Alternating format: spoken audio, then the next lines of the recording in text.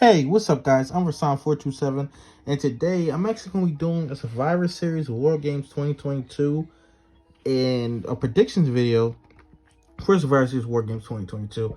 This actually will take place November 26, 2022, this Saturday, and it's Raw SmackDown presented from Boston, Massachusetts, from the TD Garden. And I am kind of excited about this. There's some really cool matches that I think will really be good. I'm very interested to see the way they book the War Games matches. So we're actually getting 2 of these on the card. I thought that we were going to get 3, but it seems like we're just going to get 2 of them. But I thought the third one have the Judgment Day and OC, but it seems like we're not going to be getting that actually. But jumping right into it, first match I want to talk about is Ronda Rousey versus Shotzi. Now, I heard a lot of people talk about it. They don't believe Shotzi's going to win at all, which I don't think she's going to win at all either.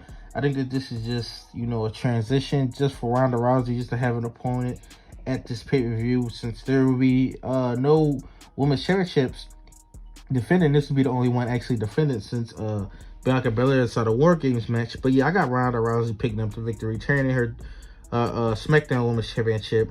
Absolutely. I think that Ronda Rousey and Shayna Baszler, I think that's a match they're building up to. But yeah, I got Ronda Rousey easily picking up the victory, retaining the SmackDown Women's Championship. I do think this will be a good match, stuff like that. Because I think Ronda Rousey is great. Shotzi seems like a pretty good. So I think it'll be a pretty good match, though. But I got Ronda Rousey picking up the victory inside this match. Second match I actually want to talk about is AJ Styles versus Finn Balor. Now, they actually decided to do a one-on-one match. Now, I'm assuming coming up sometime in the future they're going to do, or add the females into it. I don't know what pay-per-view they actually do that, because there's no pay-per-view in December. Now, you might say they stretch it out till Mania. It seems like Dominic Mysterio is going to fight Rey Mysterio at Mania, so I really don't know what they're doing at Mania, but we'll just see what they actually do, play it up, going into the future.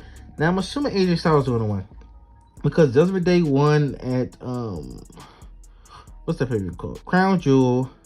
So I'm assuming AJ Styles will win, just because if they beat him again, what's the point of prolonging the feud? What's the point of keeping it going on if Finn Balor actually beats him? And Finn Balor actually won at Extreme Rules too. Now that would build his momentum up even more.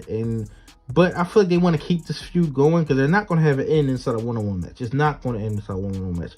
It's going to end inside of a multi-man mixed tag match. That's the way it's going to end.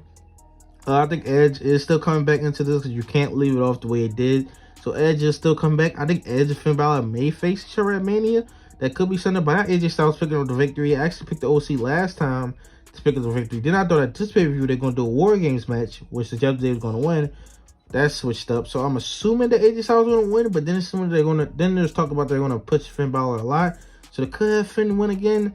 Even though I think just because you push him, they don't have to win every single match. But I have AJ Styles pick up the victory over Finn Balor inside this singles match. This was actually the last match that was just announced. Triple threat match for the United States Championship. Seth Rollins versus Bobby Lashley versus Austin Theory. I have Seth Rollins retaining his championship. I do think this would be a fantastic match. Austin Theory, all that dumb stuff that happened with the Money in the Bank, it was absolutely stupid. They should have just had Cash in on Roman Reigns and have him lose. That'll make him look way better. But cash in the United States Championship is written inside the rules that if you cash in, it's for a world championship. That is the rules of the Money in the Bank. Who would want a mid-card championship? I'm not even good to that. That doesn't make sense. But I do have Seth Rollins picking up the victory. Yeah, I think he's going to hold the title for a little bit more longer. I do think this feud between him and Austin Theory and Bobby Lashley is going to prolong for even more and more. I believe they were doing the triple threat match at house shows as well, because I looked at a few house shows, looked at events. But I believe they were doing this at house shows as well and stuff like that.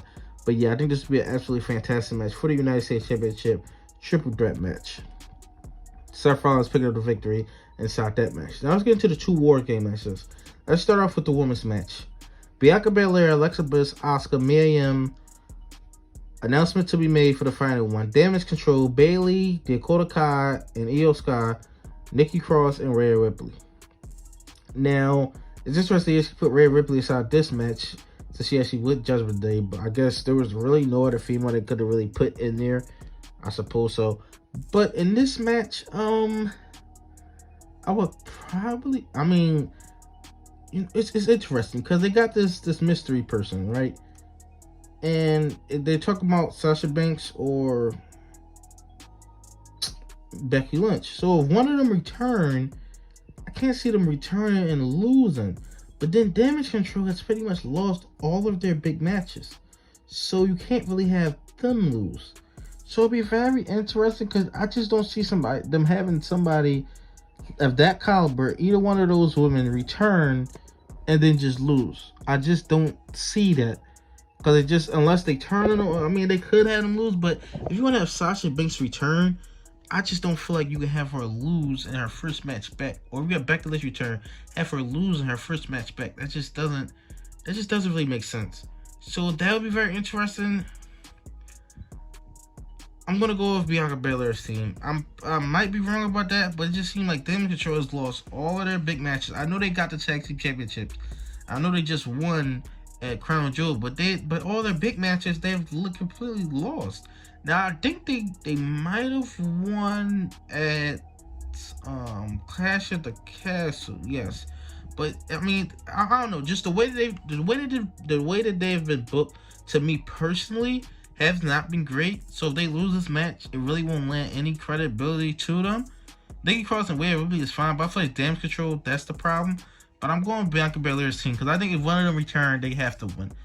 If Becky Lynch or Sasha Banks return, which I'm going to go with Becky Lynch. But let's get into the main event.